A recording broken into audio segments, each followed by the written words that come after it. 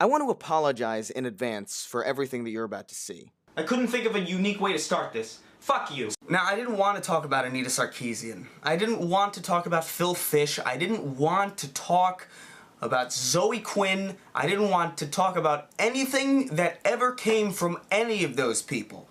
But no, here I am. Gamergate is a real thing. It's Circle Jerk Central. I hope the rest of your week goes horribly. Hope you fall down a flight of stairs. Oh, fuck you. Fuck you. Fuck you. Fuck you. Fuck off. Well, fuck you. Oh, fuck you. Fuck you. I can't stand these YouTubers that just gratuitously swear all the time. What a bunch of fucking pricks.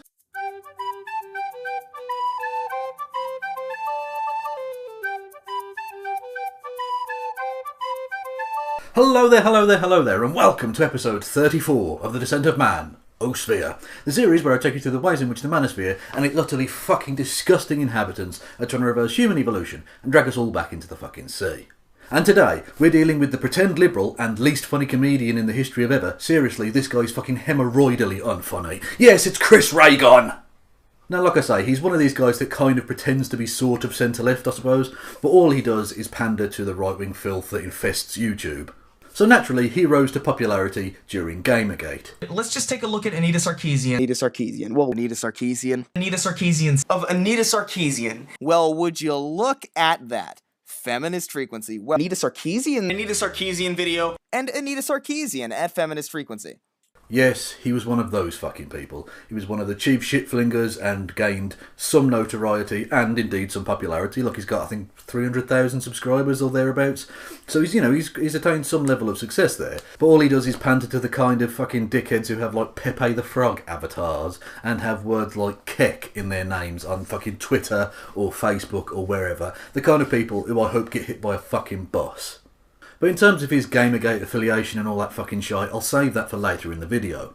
Now, Chris is just like his good buddies, the Amazing Atheist and Sargon McCad, who are also two people he appeared in the Questions White Guys Have for SJWs video. But just like his two buddies, he's one of these people that pretends to be sort of on the left, sort of liberal, but just panders to right-wing scum, as I said. And one of the really obvious giveaways that he isn't actually on the left, just like those other fucking two, is that you won't see him much publicly criticising Donald Trump. You get the odd word, but it's pretty mild, it's pretty fucking stale compared to the extremism of the Trump regime. But on Twitter, Chris had an explanation for the lack of public criticism from him towards the Trump-a-lumper. As you can see from this tweet, Chris doesn't want to cover Donald Trump because everyone else is already doing it, and obviously he just wants to be really original, you know? But there's one problem with that explanation, Chris, and that is that it's total fucking bullshit. All you ever do is cover the exact same shit, the exact same videos, the exact same topics that every other shitlord prick has already fucking covered. I mean, look at all these videos that you've done that have already been covered by every one of these fucking pretend liberal, fucking pandering dickheads on the internet. You're covering the same fucking shit all the time. I mean, you're like the worst tribute act ever. And a prime example of him just covering the same old shite that there's already a fucking million response videos to anyway is the first video that we're going to take a look at. And it's his response to a video put out by MTV News called 2017 New Year's Resolutions for White Guys. Which, as I said, has already been covered by every fucking arsehole on the internet. Jesus fucking Christ. Ugh. Anyway, Chris, take it away.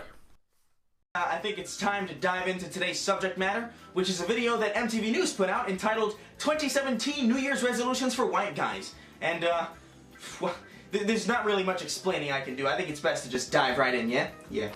Hey fellow white guys, It's about to be a new year. And there's a few things we think you could do a little bit better in 2017. Oh look, he made their heads all big and funny. No need to take them seriously now. Oh, fucking hell. I mean, this passes for comedy in Chris's world. And there's a few things we think you could do a little bit better in 2017. Hello, fellow white guys. Jesus Christ, I genuinely can't stand when people say, hello, fellow blank. It's the most irritating fucking thing in the world. I love that there's always this hive mind language that's always used when people try to address these kinds of things. Like there's a sisterhood of women, there's a fellowship of white guys. I don't associate with people because of their racial or sexual characteristics. Except that you appeared in a video entitled Questions White Men Have for SJWs. You lying prick. First off, try to recognize that America was never great for anyone who wasn't a white guy. Excuse me!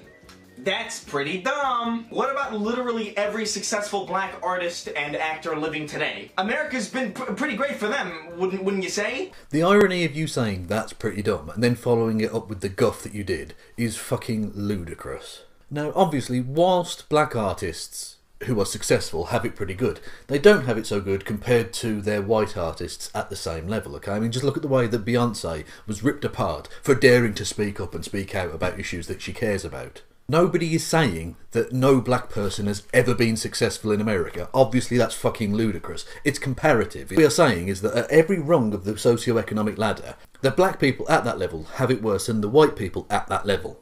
And of course, she's referring to Donald Trump's Make America Great Again shtick, which has within it the implication that America was great before recent times, which of course isn't true for people of colour. Before recent times in America, black people were not getting the fucking rich pickings of life, although they did often end up themselves strange fruit. Just because there's a history of racism in the country doesn't mean it's only ever been great for white people. Because then how do you explain trailer park people or white trash? Like, how do you justify their existence? I bet Toothless Cletus, who lives under the fucking inbreeding van, is having a grand old time whenever he's not chronically unconscious. Did you even bother to listen to what she just fucking said? She said it wasn't great for people who weren't white. She did not say, therefore, that all honkies had it fucking good. So that would be a ridiculous straw man on your part, you fucking arsehole. Can we all just agree that Black Lives Matter isn't the opposite of All Lives Matter? Black lives just matter. There's no need to overcomplicate it. Okay, you don't know what the word opposite means. It's okay. It's a really big word. It's a complicated word to understand. You see, I agree with you that all lives matter isn't the opposite of Black Lives Matter because that doesn't make any sense. The word all literally would include black lives. The opposite of Black Lives Matter would be Black Lives Don't Matter. It's pretty fucking simple shit. But it's the Black Lives Matter people who feel like all lives matter is the opposite. Like, they're the ones treating it as if it is. And they treat it that way precisely because it is an opposition movement. It was set up to try and cover up the black issues that, you know, BLM were trying to raise. It was basically a way of trying to shout down black people who were speaking up for themselves. Whilst of course having the dual function of muddying the waters by making it look like BLM is in fact inherently a racist hate movement. Which it isn't, but never mind. Also, Blue Lives Matter isn't a thing. Cops weren't born with blue skin, right? I mean, yeah, they weren't born blue. Good. Fucking brilliant. You gotta be kidding me with this shit. You can't say something you're addressing isn't a thing just because you have a negative opinion of it. Also, they weren't born blue? What the hell does that mean? What does that literally mean? It means that whilst becoming a police officer and remaining a police officer, and therefore within that accepting the potential negatives of being a police officer, is not the same as being black. You can't just resign from being black or fucking retire from the NYBD. So saying Blue Lives Matter as a response to Black Lives Matter is a false equivalence. The potential negative consequences of being a police officer can be totally avoided by not being a police officer. Whereas the potential negatives of being a black person can't be avoided because you can't stop being black. Unless you do the Michael Jackson skin bleaching thing, but you know what I mean. For the majority of black people, that isn't a fucking option. They can't just stop being black. And before anyone jumps up and says, oh, were you trying to justify attacks on police then? No, obviously. The literal meaning of Blue Lives Matter, as in the lives of police officers matter, is obviously fucking true. They're humans as well. So I'm not saying that blue lives don't matter. I'm not addressing the attacks on police officers at this point. I'm just saying that Blue Lives Matter as a tactic, as an argumentation tactic, especially online, is fucking disgusting. Stop bragging about being woke. Stop saying woke. I actually agree with that 100%. Woke is a stupid term. You see, MTV, we're finally finding some common ground. We both hate people who say woke. Don't ruin this moment for me. Learn what mansplaining is, and then stop doing it. You done fucked it up. You done fucked it up. There it goes. There goes the moment of common ground. Off into the breeze. MTV News, Episode 4, A Lost Hope. Now, I've already done videos on mansplaining. I'm not gonna repeat myself. You can fucking just click on that fucking thing, and you'll find those videos. It's a made-up term for a made-up thing. I wonder why Chris is so against acknowledging mansplaining. Could it be that he's the mansplainiest mansplainer in the history of mansplainitude? Yeah, that's exactly what it fucking is. Catcalling isn't harassment. It doesn't harm you in any way. As a player, you can solicit a prostitute, kill her, and if that's not enough, You have the option to run her over. You also have the option to run men over. Or even crazier, you have the option to do neither. See, choice is a part of video games, Juju darling. Then you've entered a realm of insanity. You've entered a realm where you are the main character of the universe and everything needs to bend to your will despite the fact that you're not the main character in the universe. One person finding something too sexual or too offensive should not be enough for that thing to be just completely done away with. It was to personally destroy the woman that was critiquing them. No, the threats were internet death threats. They are a dime a dozen. I get them all the time. Stop acting like this is some kind of new epidemic that is only common in the gaming circle. It's very clear that this is an emotional argument for Anna, and she's incapable of understanding that while the subject of the story, rape, is the same, there are nuances and differences in the grand scheme of things that do in fact matter. Yeah, this guy is a fucking douche. Oh, and if you're a judge, don't prioritize the well-being of an Ivy League athlete over the woman he assaulted. Brock Turner? What? That doesn't have anything to do with being white. That has to do with the judge being a complete asshole. The judge is a fucking retard, no doubt about it. But that's nothing to do with whiteness. Are you suggesting that a black guy would have been treated so leniently? Because there are 1,000,001 cases which disprove that, you dickhead. We know nobody's perfect. But honestly, you could do a little better in 2017. Oh, it's real good advice. Just do better next year, guys. Just do better. Fucking brilliant. Oh, Jesus H. fucking Christ. Chris is even against personal growth and emotional development. I mean, what the fuck is wrong with this guy?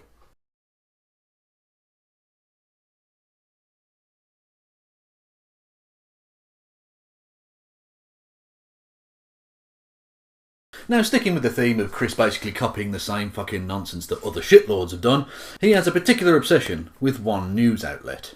But I found a video on the Young Turks. That the Young Turks would... Why exactly do you hate the Young Turks so much? The Young Turks. TYT? The Young Turks. Cenk Uygur's current war with Sam Harris and Jimmy Dore. Good God, I cannot stand Jimmy Dore's soul. His very soul irritates me. He's the worst. This is exactly where my blood began to boil. First of all, Anna Kasparian has absolutely no authority. Yes, just like every other right-wing arsehole, he despises the Young Turks. Now, I'm not going to take you through a whole video he's done on the Young Turks because, frankly, it's the same old shit that you could get on any of these other dickheads' channel. You know the points he's going to make, and therefore you probably know the points I'm going to make in return, so let's not bother, right? But I am going to show you one small clip, one little tiny clip, one, dare I say, Trumpian hand-size clip of a video he did in response to the Young Turks, which is going to form the basis of this episode's edition of... I said of weird there. Fuck it, I'll keep that in, bollocks to it.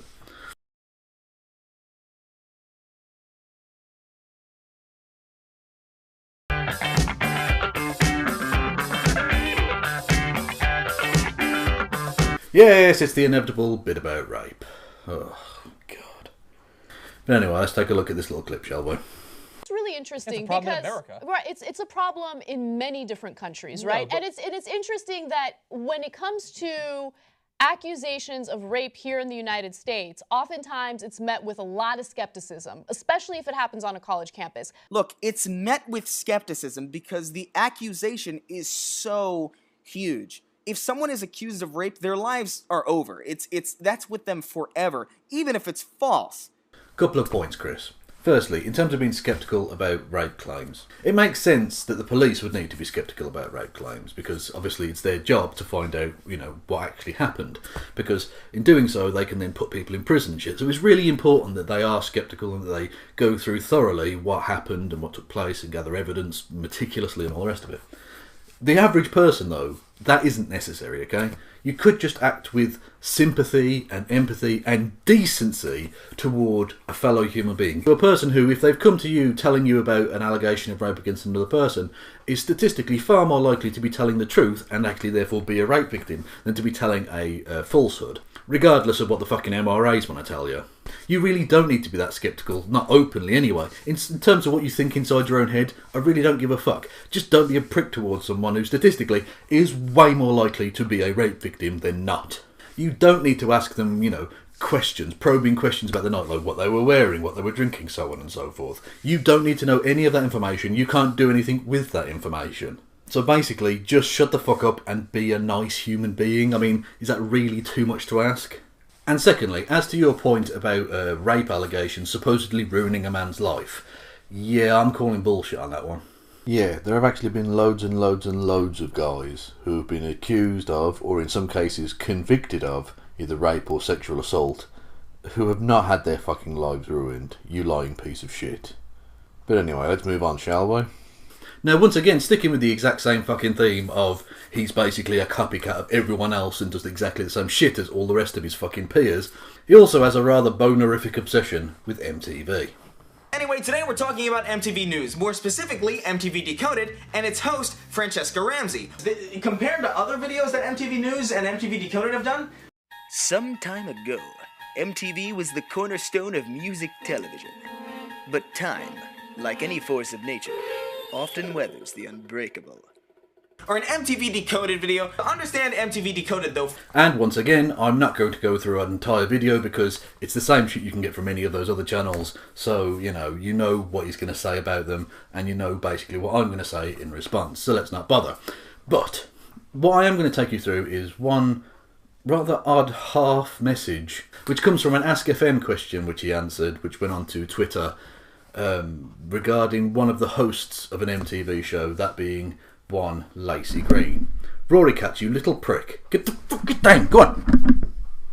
So that would be Rory Katz trying to knock over my microphone. What a little fuck.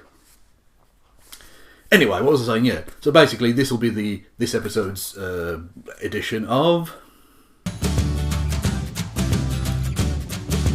Yes, it's the almost inevitable bit about Lacey Green. Yippee! Ooh, my voice hasn't got that high in about 15 fucking years. As you can see from the tweet, someone's asked him, do you agree with Lacey Green? And he says, what? No, she's not a woman's rights advocate. She's a feminist. As I've said, and then you have to go and click on the link. But when you do, you find this. Ah! Page not found. I want to know what his fucking point was, but it's been deleted, so, I mean, what the fuck can I do? Well, we know what he means, but, I want to see what his pathetic justification was, but it's gone, so I'm just going to go with he's a dick, and let's move on. Yeah? Okay, let's move on. Now, Chris, as I think I've shown, is full of fucking shit. And another example of that would be the way in which he does this thing that a lot of the freeze peach warriors out there do, where they'll say things like... Because people nowadays are religious with their politics, or they just want to feel like they're better than everybody else by calling them the worst names in the book. And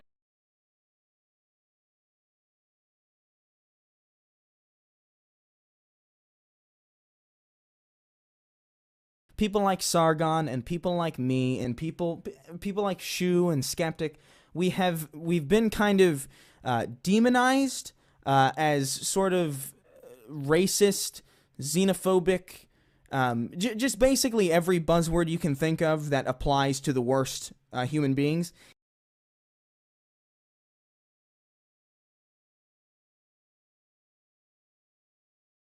But then follow it up with stuff like this. These social justice warriors, these regressive leftists, I think most social justice warriors, the whole social justice warrior ideology, drinking the regressive Kool-Aid. Regressive left, social justice warrior, social justice warriors, in the regressive left and social justice circles, is when the regressive left and the social justice warriors... Yeah, if you go around calling people SJWs and cucks and cultural Marxist or whatever particular brand of bullshit you happen to have bought into there, you can't then say, I don't like buzzwords, I don't like labels. You're full of fucking shit.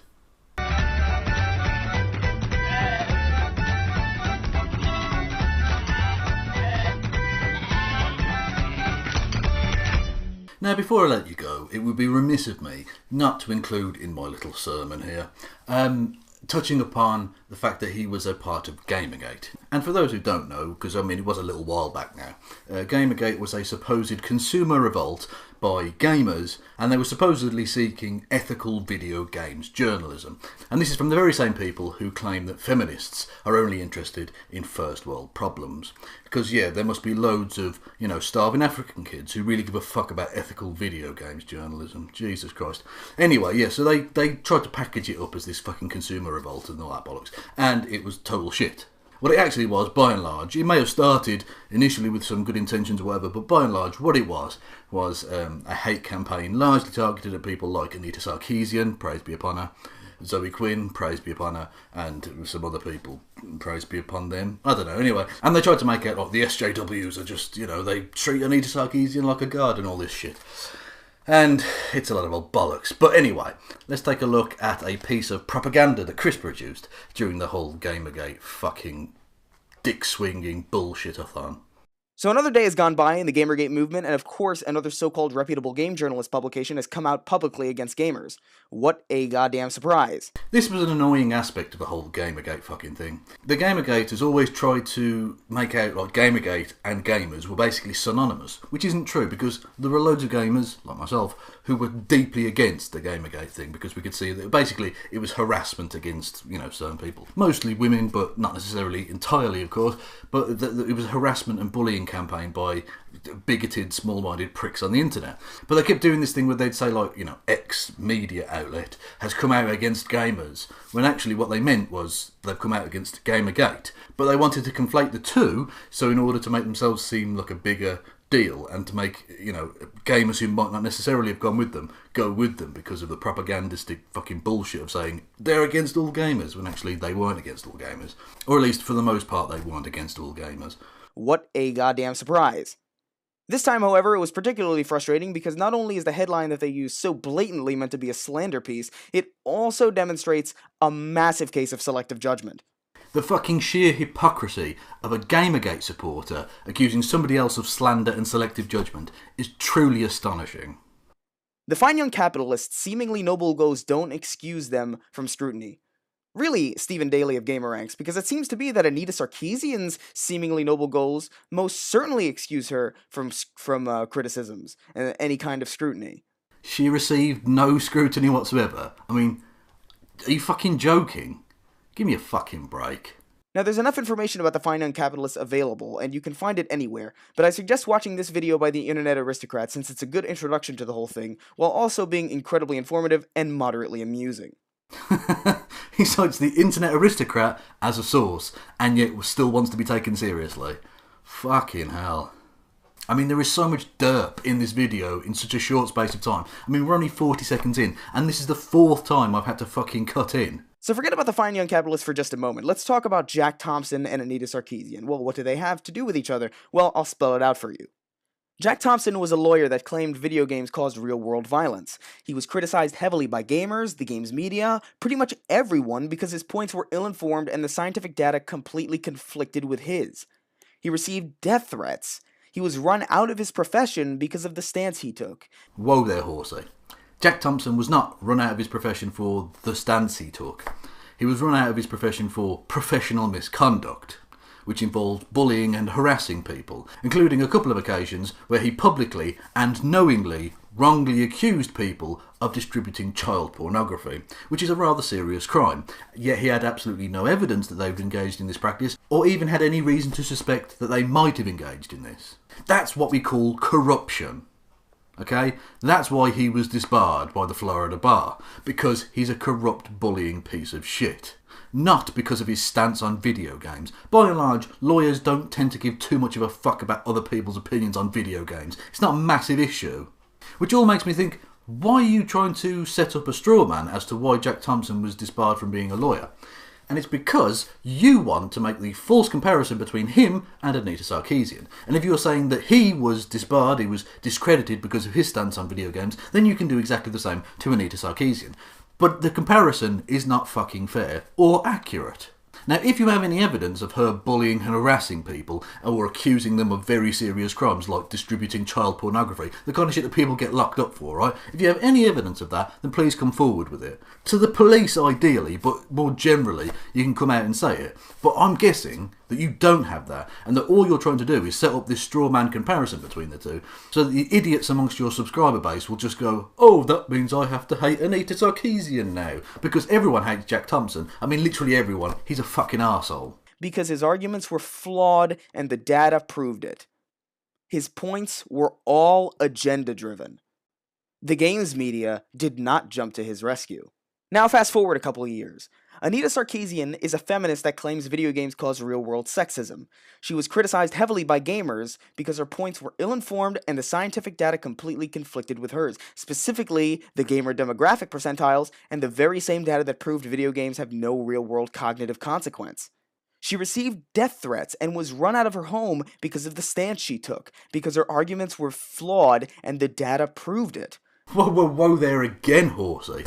Let's check that sentence out again, shall we, right? You're saying that she got death threats because the arguments she made were flawed.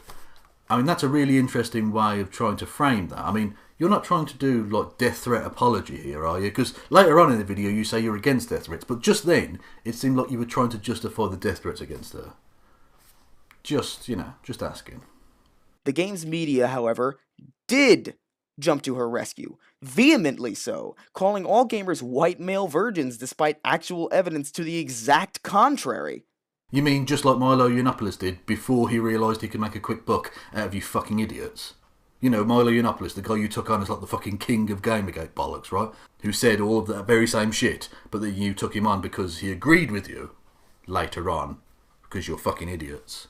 The guy who used Gamergate like a wank rag and then discarded you at the first possible opportunity. You know, that guy, yeah? So it's okay to criticize Jack Thompson for poorly articulated arguments, but it's not okay to leverage that same criticism against Anita Sarkeesian. Why? The criticisms are nearly identical, with one key factor being different. Anita Sarkeesian is a woman, and Jack Thompson is not. Oh, won't someone think of the men? Now, I've already been through why your comparison is fucking bullshit, because Jack Thompson was disbarred for being a corrupt piece of shit, not because of his stance on video games. But there's a couple of other things that you need to bear in mind here. It's much easier to defend Anita Sarkeesian because she isn't a homophobic, religious bigot, unlike Jack Thompson, who is. But also, in terms of the gender difference here, right, let's take a look at some of the criticism that Anita Sarkeesian received, and let's see if we can pick up any hints that actually it wasn't the anti-Gamergate people who made this about gender.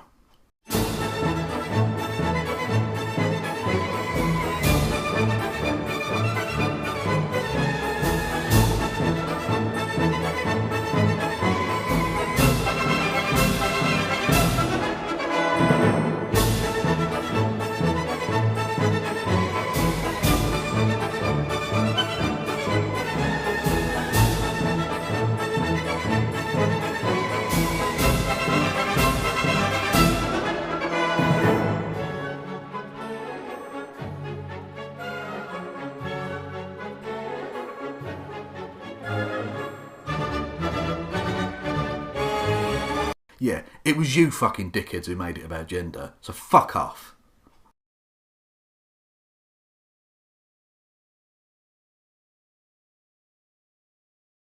But anyway, let's wrap this nonsense off. Right, Chris Ray-Gun is just a really bland twat who does the same shit that everyone else has already done a million times. I think I've made that point once or twice already in this video, but it bears repeating because all he does is repeat. So, you know, there's that.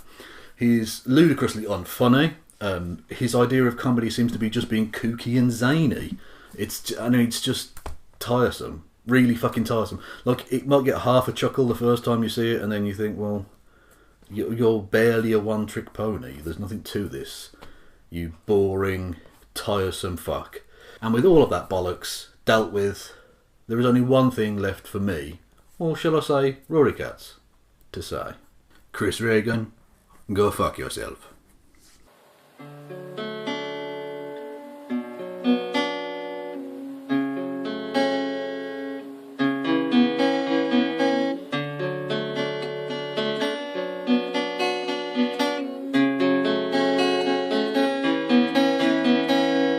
I was 5 and he was 6. We rode on horses made of sticks.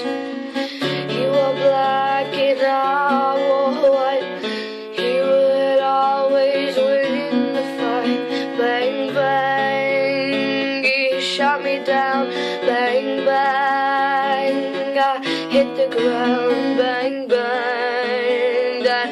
awful sound, bang bang. My baby shot me down.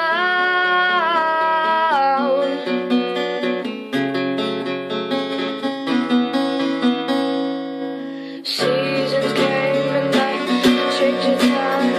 When I grew up I called him mine. He would always laugh and say, remember when we used to play? Bang bang, I'll shut you down. Bang bang, you hit the ground. Bang bang, that awful sound. Bang bang, my baby shot me down.